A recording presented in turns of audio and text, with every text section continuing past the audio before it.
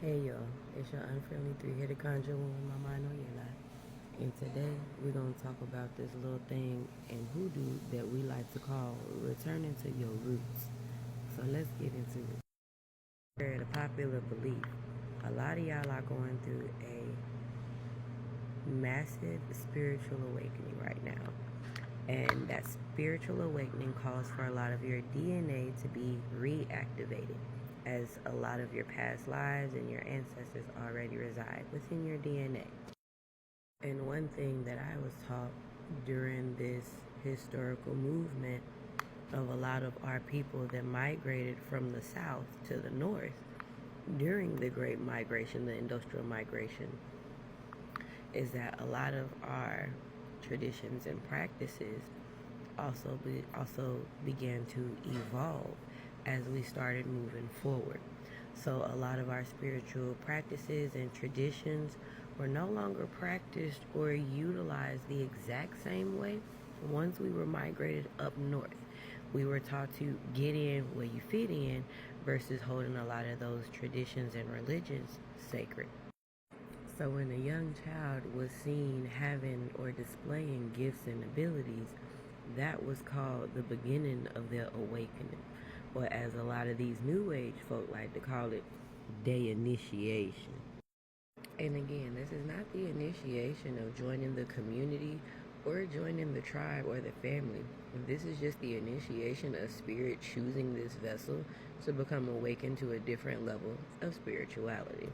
During this process and this time, you may also run into people who do not have family ties or traditional ties. They may have been adopted, their family dynamics may have been shit, or they just may have been separated and kept separated spiritually because spirit had a bigger plan and design for them. These are usually the black sheep of the family. Sometimes these are the uncles and aunties that y'all be calling crazy and be off and stuff. Nope, they're not really off. They're just deeply diverse into that kind of spiritual path because that is what spirit has had for them.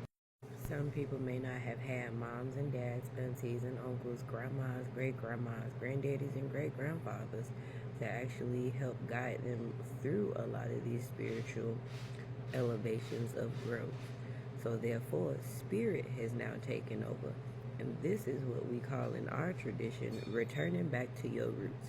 When your generation or your bloodline and your ancestry have been disconnected for so long that there ends up being one person that is spiritually called to return home, or aka return to the roots, return to the original bloodline, to return to the ancestral practices, to return to a lot of our spiritual beliefs and restore the balance that was thrown off.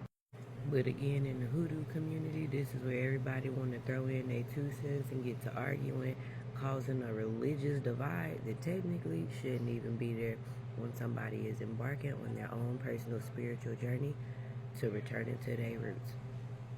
But y'all know me, I digress.